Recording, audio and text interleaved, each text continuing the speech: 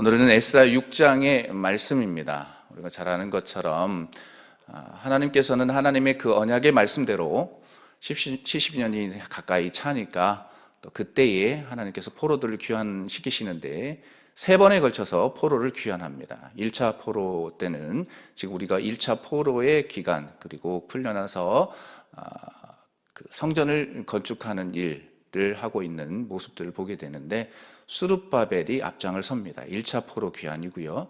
그리고 나서 이제 7장부터 보시면 오늘 에스라 7장을 보진 않았지만 7장부터 보시면 드디어 에스라가 등장합니다. 2차 포로 귀환이거든요. 2차로 선봉에 섰던 사람이 바로 에스라고 3차로 이어서 선봉에 서서 바벨론 포로 가운데 있는 이들을 끌고 오는데 그게 누구냐 하면 바로 느헤미야입니다. 느헤미야 선지자죠. 자, 그러면서 이제 하나님의 말씀대로 모든 것들이 성취되는 것을 봅니다. 근데 이 성취되는 그 기간이 결코 쉬운 기간도 아니고 짧은 기간도 아니고 또 성전이 딱 하고 중단되었다가 시작되는 기간도 결코 짧은 기간이 아니라는 것이죠.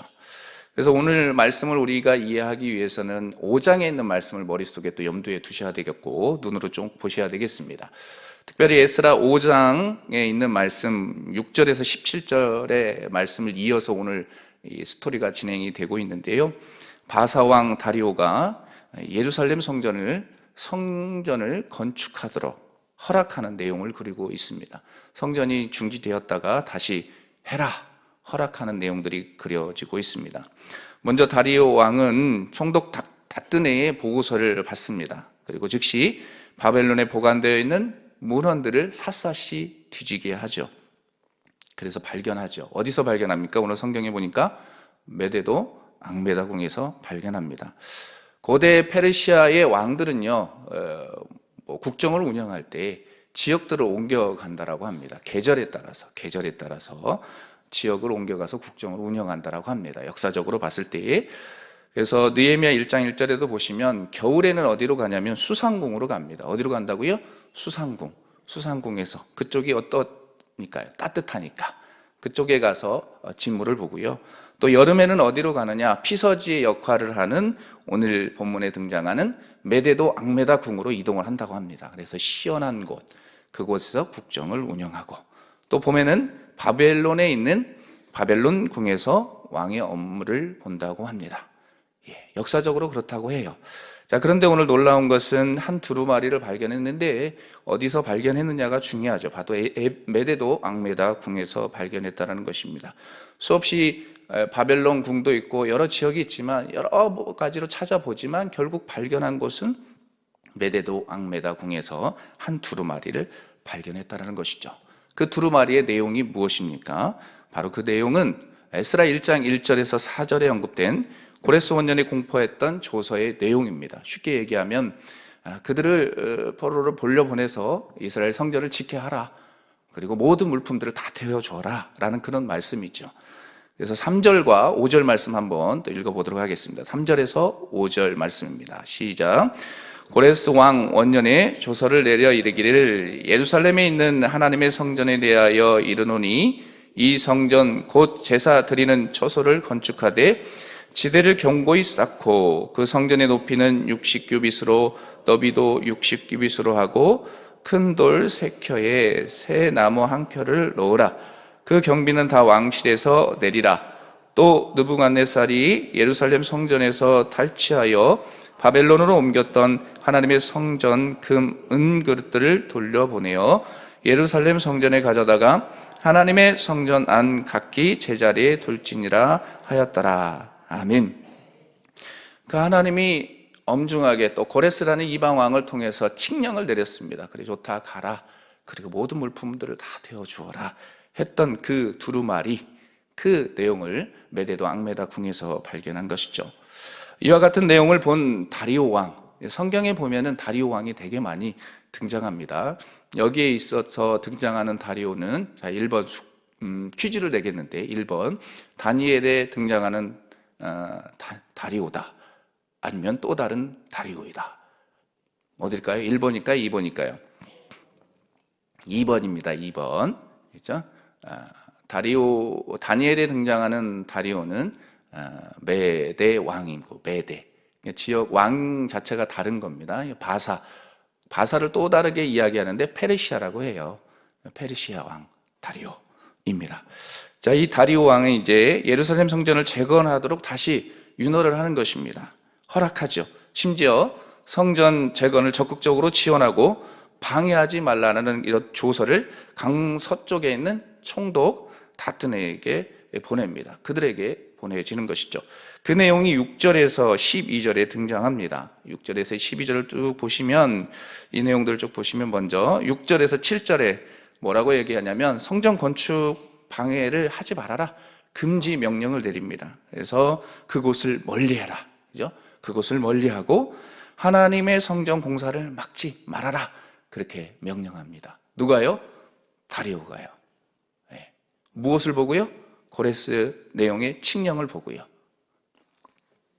그리고 나서 다음으로 강서편, 그러니까 강 건너편 사람들의 세금 중 일부를 떼어서 경비로 지원해줘라, 그렇게 이야기해요. 8절에도 그렇게 기록이 되어 있거든요. 또한 성전 제사에 필요한 재물을 조달해줘라 라는 그런 명령도 하죠.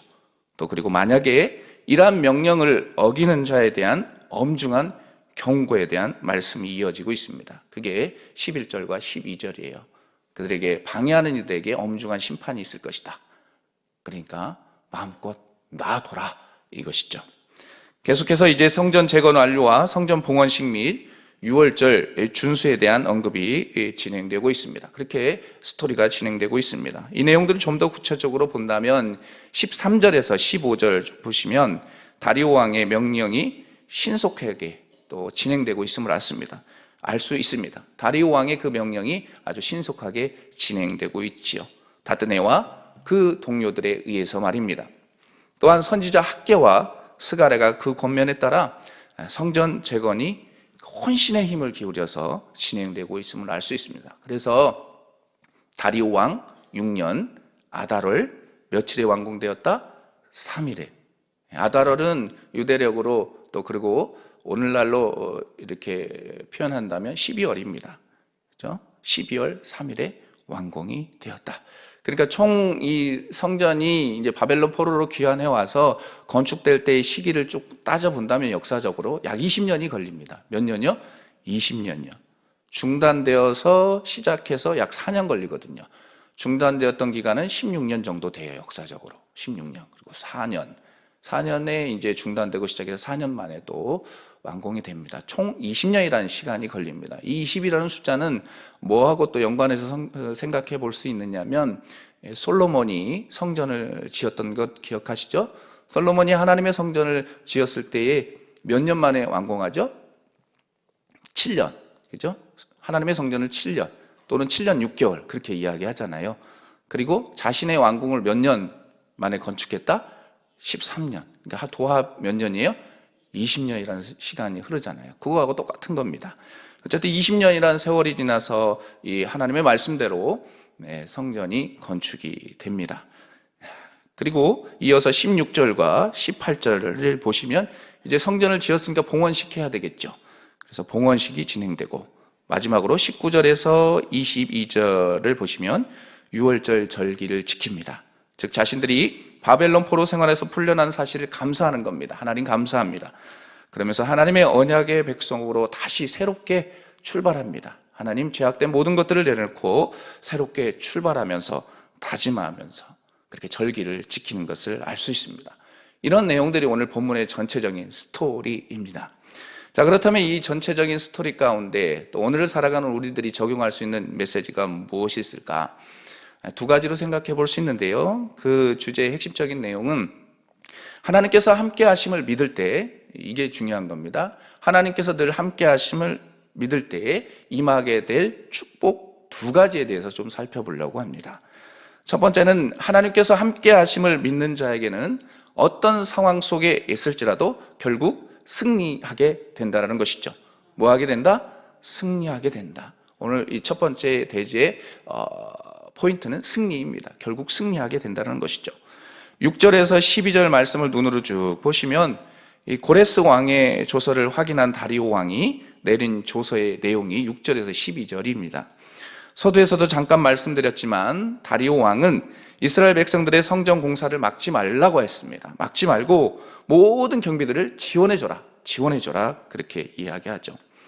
또한 그들이 그러면서 하늘의 하나님께 예배를 드리고 또 그러면서 향기로운 제물을 드려야 함을 명령하죠. 왜 그렇게 제물을 드리고 하나님 앞에 그렇게 예배를 드려야 되냐? 그러면서 자신들을 위한 겁니다. 사실은 자신들과 왕과 왕자들의 생명을 구하기 위한 기도를 하게 해라. 그래서 이제 모든 물품들, 향기로운 제물들을 다 대주게 하죠. 만약 이와 같은 명령을 어기고 막는 자에게는 서두에서 잠깐 말씀드렸지만 엄중한 형벌이 주어질 것을 말씀합니다. 11절 말씀을 우리 현대인의 성경으로 함께 봉독하겠습니다. 11절 시작. 내가 한 번 더 명령한다. 누구든지 이 명령을 어기는 자가 있으면 그 집 들보를 뽑아서 그것을 세워 그 위에 그를 박아 죽이고 그 집은 거름더미가 되게 하라. 아멘. 두렵습니다. 명령을 어기면 이런 엄중한 심판이 있을 것임을 이야기하고 있는 것이죠. 여러분, 결국 이와 같은 말씀은 이스라엘 백성들의 무엇을 일컫는 것일까요? 어떤 모습을 보여주는 것일까요? 바로 이스라엘 백성들의 승리를 일컫는 표현인 것입니다. 결국 승리하게 된다는 것을 이 말씀 속에서 유추할 수 있는 것입니다. 사랑하는 성도 여러분, 이스라엘 백성들이 성전 건축을 시작했을 때 방해했던 모습들을 한번 떠올려 보십시오. 에스라 4장 5절 말씀 함께 볼까요? 에스라 4장 5절 말씀입니다. 시작. 바사 왕 고레스의 시대부터 바사 왕 다리오가 즉위할 때까지 관리들에게 뇌물을 주어 그 계획을 막았으며. 아멘. 한번 잠깐 띄워놓으시면 바사 왕 고레스의 시대부터 바사 왕 다리오가 즉위할 때까지 관리들에게 뭘 줬다? 뇌물을 준 거예요. 그러니까 제가 아까 전에도 말씀드렸지만 서두에도 말씀드렸지만 이스라엘 백성들이 포로로 귀환해서 수룹바벨과 함께 1차적으로 귀환해서 성전을 건축하다가 딱 멈췄어요. 스탑했는데 그게 몇 년이었다? 16년입니다. 역사적으로 16년, 15년에서 16년, 17년 머리 얘기하는데 16년이라고 기억하시면 되겠습니다. 16년인데 무려 16년 동안 뇌물 때문에 도전했겠죠. 하자고 하는 사람들도 있었겠죠. 근데 뇌물을 주고 계속 막으니까 지쳐 있는 상황입니다. 그래서 16년 동안 공사가 중지될 수밖에 없었습니다. 그리고 그 과정 속에서 학개와 스가랴 선지자가 등장합니다. 그리고 그들을 통해서 다시 성전 건축이 시작될 수 있도록 하나님은 일을 하시죠. 그런데 그 과정 속에서도 쉬웠나요? 아니죠. 왜 그럴까요? 또 다른 방해가 있습니다. 자, 아까 전에 오늘 본문 말씀을 이해하려면 몇 장을 보시라 말씀드렸습니까? 5장, 앞에 장 5장 보시라고 말씀드렸습니다. 5장에 보시면 다뜨네와 스달보스네가 등장해요. 이게 방해했던 사람들이거든요. 또다시 방해해요. 근데 좀 매너가 있었던 사람들인 거죠. 매너가 있어요. 그래도 그 진위 여부를 파악하려고 너희들이 이 성전을 다시 재건을 시작하는데도 이 까닭이 뭐냐? 뭐 때문에 너희는 이거 지금 다시 시작하느냐? 이거 조사하는 거거든요. 다리오 왕에게 조서를 보내서 또 다른 방해입니다. 그죠? 그런데 이번에는 어떻게 되었습니까? 오히려 다리오 왕을 통해서 그 성전 건축이 합당한 일이다. 그죠? 합당한 일이다. 그리고 그것을 방해하지 마라. 오히려 도와야 된다라는 명령을 받게 됩니다. 또한 그러면서도 성전 공사를 방해하는 이들 극형을 다루게 될 것임을 말씀하죠. 이를 통해서 알 수 있는 게 뭐입니까? 바로 극적인 반전이 이루어지고 있음을 알 수 있습니다. 극적인 반전이에요. 우리는 그냥 역사적으로 보니까 쭉 그냥 아무 느낌 없이 보지만 시대적 상황으로 그들에게서 봤을 때는 극적인 반전이 이루어지고 있는 것이죠. 사랑하는 성도 여러분, 우리는 이와 같은 모습을 통해서 한 가지 정말 중요한 사실을 깨닫게 됩니다. 즉, 어떠한 상황 가운데 있을지라도 하나님께서 함께 하심을 믿고 살아간다면 결국 승리하게 된다는 것입니다. 때로는 하나님의 말씀이 더디 이루어지고 지금 당장 죽을 것 같은 상황에 처할지라도 하나님께서 함께 하심을 믿는다면 결국 승리하게 됩니다.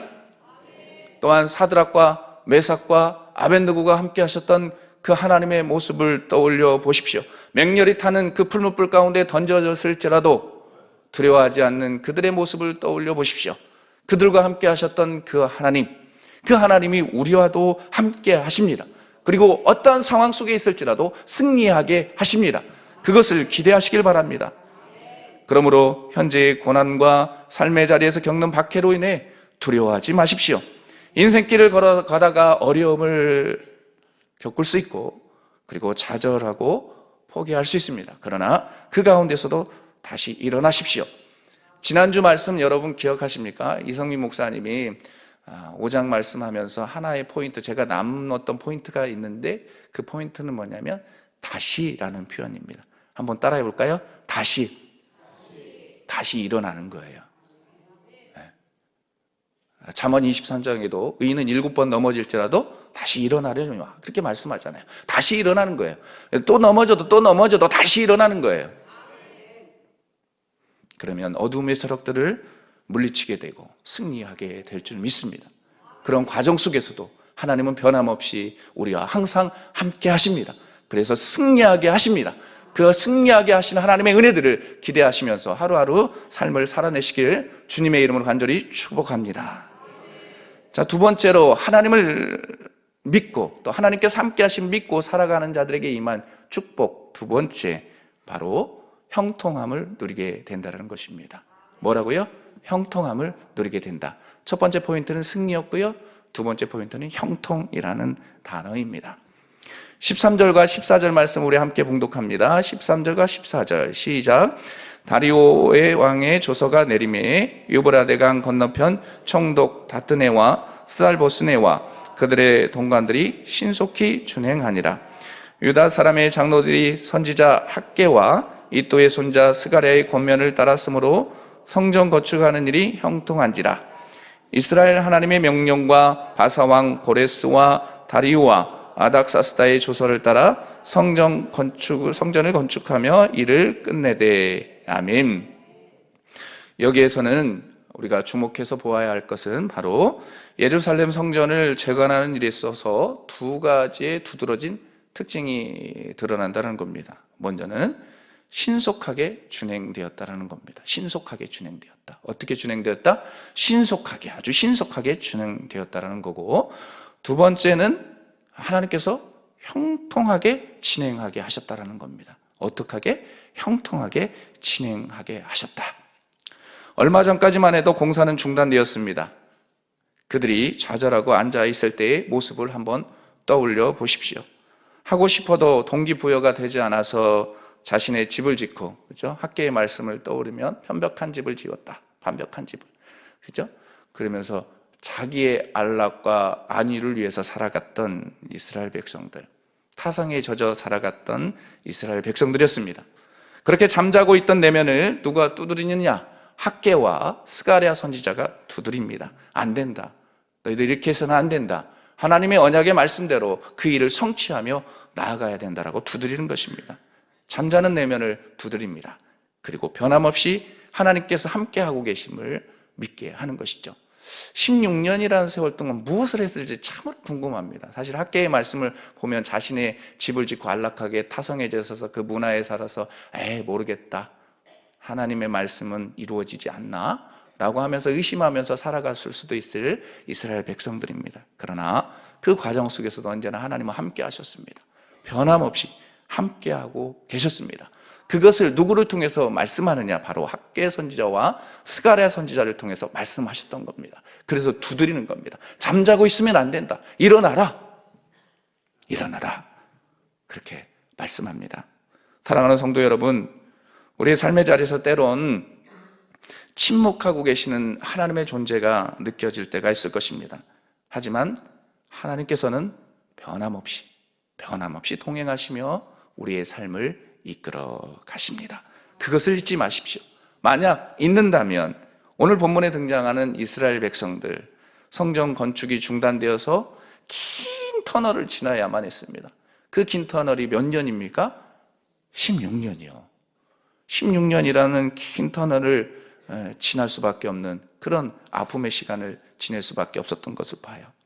만약 우리들도 하나님께서 함께하고 계심을 믿지 못한다면, 또 그리고 하나님의 그 은혜들을 기억하지 못한다면 결국 우리도 16년이라는 긴 터널을 지날 수밖에 없는 것이죠. 그렇기 때문에 오늘 이 본문의 말씀들을 반면교사로 삼아야 합니다. 끊임없이 하나님 앞에 나가고 엎드리고 기도하고 부르짖는 저와 여러분들이 되어야 할 줄 믿습니다. 그러므로 우리는 깨어있어 영적인 예민함을 가지고 항상 하나님께서 함께 하심을 믿고 살아가는 존재가 되어야 하겠습니다. 그러면 동풍을 불게 하셔서 거대한 홍해를 가르게 하시고 바다로부터 메추라기를 몰아서 이스라엘 백성들을 먹이셨던 그 놀라운 능력의 은혜가 어디에게 주어지느냐, 그들에게만 있는 것이 아니라 오늘 삶의 현장 속에서도 그렇게 임하게 된다는 것이죠. 그 은혜를 경험케 하실 줄 믿습니다. 또한 오늘 본문에 등장하는 13절과 14절에 말씀하시는 것처럼 하나님께서 모든 일들을 신속하게 행할 수 있도록 앞길을 여실 것이고 또 형통의 삶을 살아갈 수 있도록 모든 환경들을 열어주실 줄 믿습니다. 창세기 39장 3절 말씀 보면 이렇게 증거합니다. 함께 읽어보겠습니다. 시작. 그의 주인이 여호와께서 그와 함께 하심을 보며 또 여호와께서 그의 범사에 형통하게 하심을 보았더라. 아멘. 형통하게 하셨다. 이게 누구에 대한 말씀입니까? 요셉이요. 근데 우리가 잘 아는 것처럼 요셉이 형통했나요? 그 삶의 모습을 보면 녹록하지 않았습니다. 그죠? 어려움이 있고 또 다른 어려움이 있고 총리의 자리에 오르기까지는 수없이 많은 시간, 또 그리고 그 기다림의 시간이 필요했습니다. 그런데 그 과정 속에서도 하나님을 붙잡고 있었고 그리고 하나님께서 그와 동행하셨다라는 거죠. 오늘을 살아가는 우리들에게도 마찬가지입니다. 우리가 인생길 굽이굽이 하나님 나라 저 천국을 향해 가는 여정은 고난의 길이고 가시밭길이에요. 그런데 분명한 사실은 언제나 우리의 옆자리에서, 언제나 우리의 내면 속에서 함께 하시는 성령님, 그 하나님이 함께 하시니 우리의 삶이 어떠하든지 어둠의 세력들이 우리를 공격할지라도 예수 그리스도의 보혈의 능력으로 물리치시고 함께 하심을 기대하면서 살아갈 때 모든 우리의 삶의 현장들이 은혜의 자리로, 기쁨의 자리로, 어둠의 자리가 빛의 자리로 그렇게 임하게 될 줄 믿습니다. 그러한 하나님의 능력을 기대하십시오. 형통케 하십니다. 형통은 딴 게 아닙니다. 전에도 제가 말씀드렸지만 형통은 딴 게 아닙니다. 잘 먹고 잘 사는 게 아닙니다. 그냥 하나님의 동행하심을 느끼는 것. 그리고 많은 사람들이 우리 권사님을 보니 하나님이 동행하시는구나, 그것을 느끼는 것, 그 자체가 형통입니다. 모든 형통의 삶을 살아서 많은 사람들에게 칭찬도 받고 더 나아가서 하나님 앞에도 인정받는 저와 여러분들 삶이 되시길 주님의 이름으로 간절히 축복합니다. 기도하겠습니다. 우리 이 시간 기도할 때에 오늘 주신 말씀을 품고 기도합시다. 하나님을 믿는 자, 하나님께서 함께 하심을 믿는 자들에게 임할 축복 두 가지였습니다. 그것은 우리의 삶이 상황이 어떠하든지 결국 승리케 하시고 또 그러면서도 삶의 자리에서 우리 하나님께서 형통케 하신다라고 말씀하셨으니 그 은혜들을 기대하게 해주시라고, 그리고 이 나라와 이 민족을 긍휼히 여겨주시라고. 6월은 호국 보훈의 달입니다. 이 땅에 많은 믿음의 선배들, 이 땅을 위해 피를 뿌렸던 그분의 그 역사적 선배의 모습들, 이 나라의 민족의 선배님들의 모습들을 떠올려 보셔서 주여 이 땅을 거룩한 땅 되게 해 주옵소서, 거룩한 땅 되게 해 주시라고 기도하시고 또 우리의 가정들이 회복되게 하여 주시고 우리의 가정에 기쁨이 있게 해 주시라고, 말씀으로 변화되는 가정 되게 해주시라고 이 시간 주여 한번 외치고 기도합니다.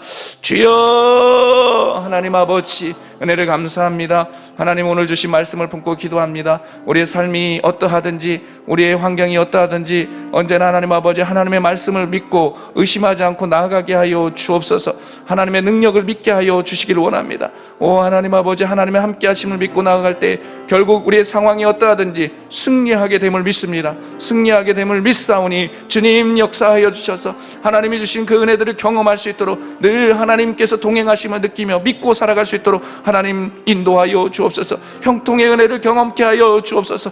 형통한 자의 그 삶을 살아낼 수 있도록 하나님 아버지 도와주옵소서.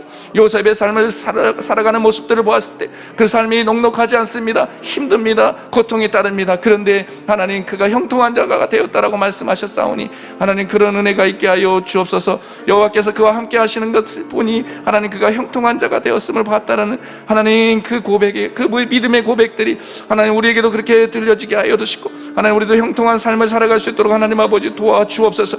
오 하나님 아버지 이 나라 이 땅 긍휼히 여겨주셔서 하나님 아버지 이 땅에 많은 믿음의 선배들이 하나님 믿음 이 나라를 지키기 위해 애써서 노력했던 것들을 기억하게 하여 주셔서 거룩한 땅 되게 하여 주옵소서. 이 나라 이 민족이 더욱더 거룩한 땅 될 수 있도록 성령 하나님 역사하여 주시기를 원합니다. 주님 보혈로 담으셔서 하나님 모든 악법들이 따라가게 하시고 진리의 말씀이 하나님 세워지는 이 땅이 될 수 있도록 주님 도와주옵소서. 오 하나님 아버지 유정자들의 가운데 하나님 아버지 하나님을 두려워하게 하여 주시고 이 땅에 하나님 능력 가운데 다시 일어날 수 있도록 하나님 거룩한 땅으로 세워 주옵소서. 우리의 가정들을 회복시켜 주시고 상처 있고 하나님 아파 있는 가정들을 하나님 일으켜 세워 주옵소서. 일어나게 하여 주옵소서. 보혈로 능력으로 일어날 수 있도록 성령이여 함께하여 주시기를 원합니다. 하나님 그렇게 함께하여 주실 은혜들을 기대하오니 주여 우리의 삶을 이끌어 주옵소서. 하나님 역사하여 주옵소서.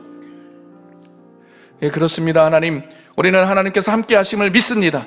함께 하심을 믿기 때문에 이 새벽에 제단을 쌓는 것이고 함께 하심을 믿기 때문에 매일매일마다 기도하고 매일매일마다 하나님 앞에 찾는 또 하나님을 바라보는 그런 존재입니다. 하나님 그렇게 우리의 상황이 어떠하든지 우리의 모습이 어떠하든지 결국 하나님께서 승리하게 하실 것을 기대하게 하여 주옵소서. 그리고 하나님께서 형통케 하실 것을 기대하게 하여 주옵소서. 하나님께서 함께 하심을 믿고 나아가는 자들에게 그런 은혜들을 허락하신다라고 말씀하셨사오니 그 은혜가 우리의 삶 속에서 흘러갈 수 있도록 주여 은혜 베풀어 주옵소서. 주님 형통한 자의 삶을 살게 하여 주옵소서. 요셉이 그런 삶을 살았던 것처럼 우리도 그런 삶을 살아내게 하여 주실 것을 기대합니다. 오늘의 삶 가운데서도 세세하게 하나님께서 간섭해 주시고 동행해 주시길 원하옵고 존귀하신 예수 그리스도의 이름으로 기도하옵나이다. 아멘. 주여 주여 주여 하나님 아버지 주여 부르짖으며 하나님 앞에 나아가오니 하나님 우리의 내면을 만져주옵소서. 변함없이 함께 하시는 하나님 우리의 내면 가운데 함께 하시는 성령님 우리의 삶 속에서 함께 하시는 그 하나님의 은혜들을 기대하며 살아갈 수 있도록 주님 도와주십시오. 승리케 하실 그 하나님의 은혜들을 기대하십시오. 하나님의 능력의 은혜들을 기대하며 나아갈 수 있도록 하나님 도와주십시오. 주님 역사해 주십시오.